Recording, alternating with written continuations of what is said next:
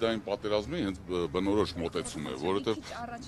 այո, կներեք, սա իրականում հիբրիդային պատերազմը մեր ժողովրդի հանդեպ, հենց Նիկոլ Փաշինյանի կողմից եւ իր կողմից ղեկավարվող ՀՄԷԿ-ի կողմից, իրականում դա մեր տեսակետն է, քանի որ ամեն օր այդ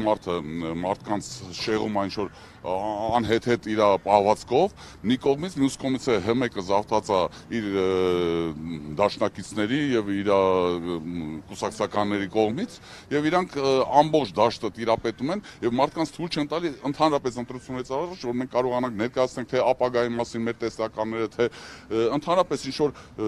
խոսակցություն չի գնում նրա մասին թե ինչ կարող ենք անել որ փոփոխություն լինի մեր պետության մեջ դեպի իրական ժողովրդավարություն իսկ սա ինչ որ կատարվում է իրական մենք տեսնում ենք դա որպես հիբրիդային պատերազմ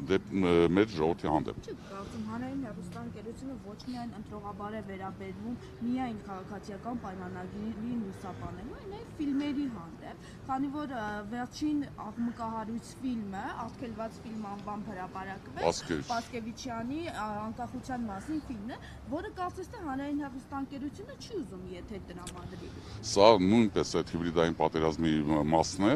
երբ որ ուզում են մեր ազգային, մեր ինքնությունը ընդհանրապես մեջներիցս հանեն եւ սարքեն ինչ որ ամորֆ մի հատ ինչ որ ազգ, որը որ ոչ պատմություն ունի, ոչ հիշատակ ունի, իհարկե դա չի ստացվելու, ոչ մի կերպ դա չի ստացվելու իրանց մոտ, բայց ամեն դեպքում փորձերը իրանք կատարում են եւ դեռևս մինչ իրանք պաշտոնավարելու են, դա այդ փորձերը չի վերջանալու։ Իսկ ակնկալիքները գլխավոր դատախազությունից։ Ամեն դեպքում ակնկալիք իրական ոնց որ ասեց իմ գործընկերը չկա, սակայն սա նրա մասին է, որ իրանք պետք է հասկանան, թե ՀՄԷԿ-ի ղեկավարությունը, թե հանձնաժողովի ղեկավարությունը, թե ԱԱԾ-ն, թե դատախազությունը պետք է հասկանան, որ պատասխանատվություն են կրում նույնպես նույն չափով, ինչքան որ Փաշինյանը։ Ես